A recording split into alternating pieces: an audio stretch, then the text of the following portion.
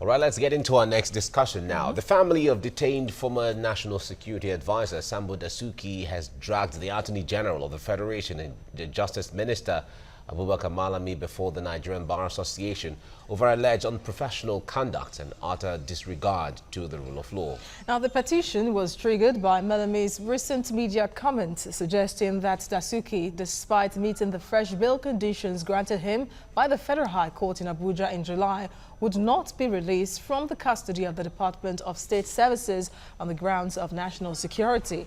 But the Buhari administration has been receiving a lot of backlash over the continuous detention of Dasuki, despite several court pronouncements for his bail.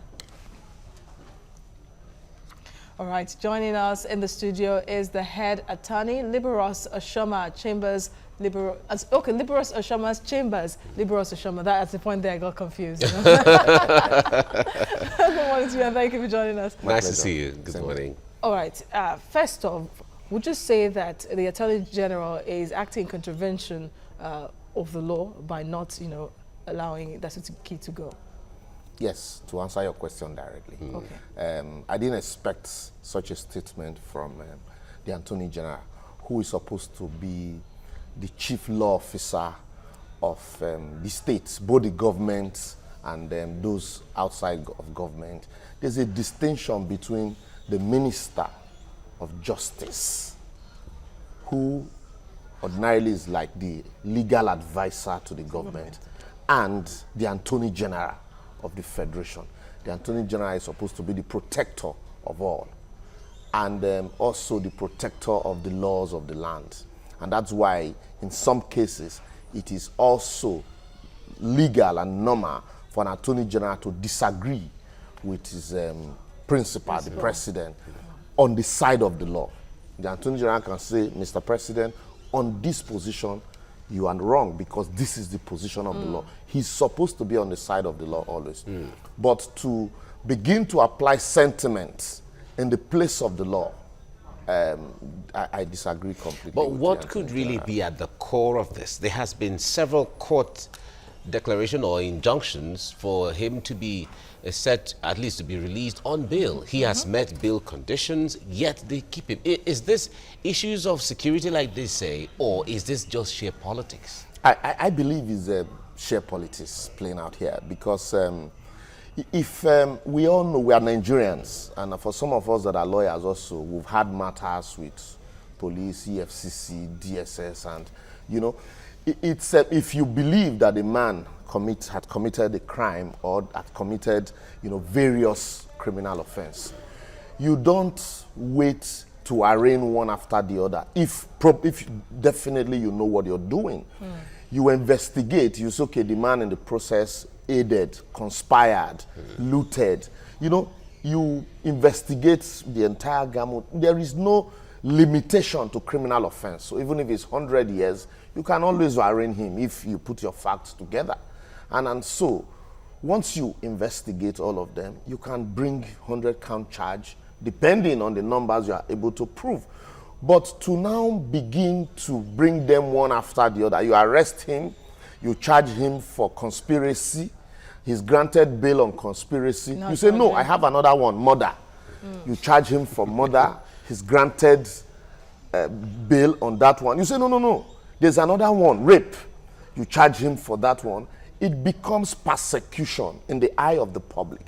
And like they say, when a judge sits on trial, the judge is on trial. The same way, when the government is trying somebody, the government itself is on trial.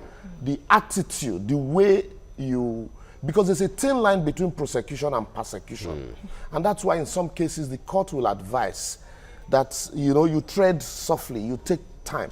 And if you look at it, is almost every Nigerian, even non-lawyers, know this section 36(5). Every person who is charged with a criminal offense shall be presumed to be innocent until he is proven guilty. And so, that is why also in the Administration of Criminal Justice Act, it allows for bail. Even the Constitution permits courts to grant bail. This is not a case of the man is in court and the court had denied bail on grounds of national security. Unlike the case of Asari Dokubo, where the court said, no, on the issue of national security, we refuse to grant you bail. But in this case, the court has granted bail. And some persons are sitting on appeal, including the Attorney General, on a matter that the court had given its decision on. Exactly. And the impression you're creating, because now the world is a global village. As the news broke here, as we're here today now, world over, people are watching us. And so the impression you're giving the international community is that you are not a respecter of your laws.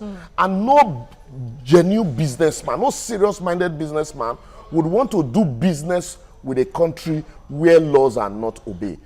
Okay, and of course we are told that the law is supposed to be sacrosanct, supposed to be absolute in any society. In your papers this morning, a journalist has been arrested for 2 years. That's another issue. When the issue was raised by concerned journalists, the government said the journalist that is in the custody, the person in our custody is not a journalist. But you admitted that you kept somebody in your custody, you did not charge the person in spite of the provisions of the law. And so now, that same man that you have denied that was not in your custody, you have charged him because of pressure. And so the question people will begin to ask, you can be arrested tomorrow on frivolous grounds. All the government needs to do is to say matters of national security. Matters of national security only defined by those in government. But they forget one thing, that Sabo Dasuki was in government yesterday. And when he was in government, nobody could do this to him. They are in government today. Tomorrow, they might or they will leave government. And somebody, they've set a precedent. Exactly. And somebody else will come. All he would just do is to say, Decide national security. Invoke national security. Just the same way in 2014, when some people were jumping from one party to another, even though then we criticized it that, no, you can't do this. This is not the law. They said, no, politics is a game of number. This is democracy at play. And today, that precedent, the shoe is on the other foot. And so that's why, for me, the precedent you set with your laws will always come around. It will always boomerang.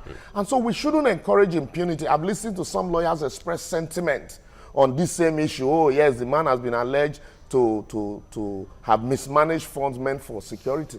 Let that be the business of the court. Of the court to decide. Exactly. And because when you now make it your business, in spite of what the court says, you're also passing a vote of no confidence on your courts. All right. As it is right now, the family has written a petition to the CJ and the Chief Justice of the Federal, the MBA and all of that. What impact will this have on the entire process? I think what the family is trying to do here is to, explore available means to ensure that the rule of law prevail. This same family had gone to the ECOWAS court. The only court remaining is International Court of Justice that they've not gone to. They've appealed to sentiments, they've appealed to all the courts of the land. And yet, the government is adamant. Now they have written to the NBA. NBA is just an association. What will the NBA do? Even the NBA, as I speak to you, also is heavily politicized. Those on the side of government, those, on this. So, at the end of the day, it's a petition. The NBA, gone are the days when the NBA will say, for violating court orders, will boycott courts. Nobody, even government matters, nobody should go to, you distance yourself. But those were the days of Alawa Kabashoro, not the NBA you have today. You still have some members of the NBA who are, who believe, on the side of the rule of law. But as an association, as a body, what best can they do? Can the NBA suspend the Attorney General from being a member of the body? And even if they do, what impact will that make on a government who is adamant on disrespecting and desecrating the same constitution that they sworn to uphold? Would you say it's the government? Because knowing that the Attorney General, like you Attorney said, General is a member is of the this legal advisor of the government. Yes. So maybe he's the one that gave the advice. Let's even start from the president's statement. Very well. The question was put to the president. Why are these people? That was the last media chat he had. I believe it was because of that they stopped the presidential media chat, because the man expressed his innermost, it was his innermost expression. He said, you want me to release people who caused the death? He forgot that he's not the courts. Yours is to put the facts before the courts. If you believe the man has, you put the fact and the court says, okay, I grant him bail pending trial. And that's so, let it be so. That's the law. The law is what the court says it is. So it is not about you, except we are no longer practicing democracy, but integritocracy, where the integrity, the presumed integrity of one person should be the law. Supersedes the rule of law. Yeah, exactly. And so if that's what we are practicing, then the rest of us are in trouble. Because if that same man comes and say, Mike Okoche, for national security, you should be arrested, even if the court grants you bail, you remain there. And that's a very dangerous trend. Human rights records have shown that Nigeria is not in a good place at all. In fact, for so many years, Nigeria has not been in a good records when it comes to human rights and all of that. And under this government, it has shown that our records keep worsening. But what can the international community do in this kind of case, where you still maintain the sovereignty of a country, but then in the principle of the global community, they can still act? There are a lot of things international community, and we should be very careful. Okay. We should be very careful for the fact that it's a democratic country. If you remember, under the military, it was easy for them to slam sanctions. Was still enjoying this relative, relationship because of the democracy that we're enjoying. And if by acts or omission, government officials by, their statement, deraise this democracy that a lot of people, even died for, then the international community will not hesitate to slam sanctions on you, and then gradually. We hope not. Exactly. We pray it shouldn't be, but we shouldn't just pray. We should also work towards, compliance with the provisions of the rule of law, because not too long ago, Amnesty International also came out with a report. Oh, some people were, look, Amnesty, you're on too much. But then these are facts and figures. Government has not been able to come out to discredit those allegations based on facts. Based on facts. And so and these people don't need to interact with you to collect facts. They see what is happening. All they need to do is actually to verify. In some cases, they go sit down in court. In some cases, they even hire independent lawyers to do verifications for them. And so when these things happen, first, you're demarketing your brand. In demarketing your brand, the world now, you can't live in isolation. You're going to need people to interface with you. Allies. You're going to also rely on balance of trade and balance of payment, for your currency and your economy. And so if people are not willing to do business with you on the grounds that, look, first and foremost, freedom is not guaranteed in these countries, then you have a problem. Also, the international community gradually, would begin to, excuse you, distance themselves from your activities, and then you become an isolated country. And I wonder how we'll be able to survive when countries begin to boycott. We won't get there if we hope not. If also we're able to get our elections, right, because they're going to look at the power of the people to actually decide, who governs them. And so when at every turn, these are some of the indices they are going to look at. But we should also be careful as a people. A country, like I said, that does not obey or believe in its laws, that you cannot, a situation where a court gives judgment and Attorney General says, the court, which is supposed to be the last hope of the and Attorney General says, we won't obey because for issues of national security. And the man has been responsible for more than 100,000 deaths. If that statement were made in Senate society by an Attorney General, I tell you, he will be gone the next minute. But here, we look at integrity, we look at, and then people begin to, throw in sentiment. Unfortunately, it has happened to Sabu Dasuki. It is happening to Zaki. It had happened to that journalist. We distance ourselves and say, it doesn't concern me.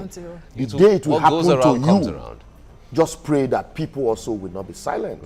And that's why sometimes people advise us now that mind what you say on air, because this government, they are no respecter of the rule of law. I cannot even imagine the implication of not having the judgment of the courts. Yeah, exactly. We have to leave you here now.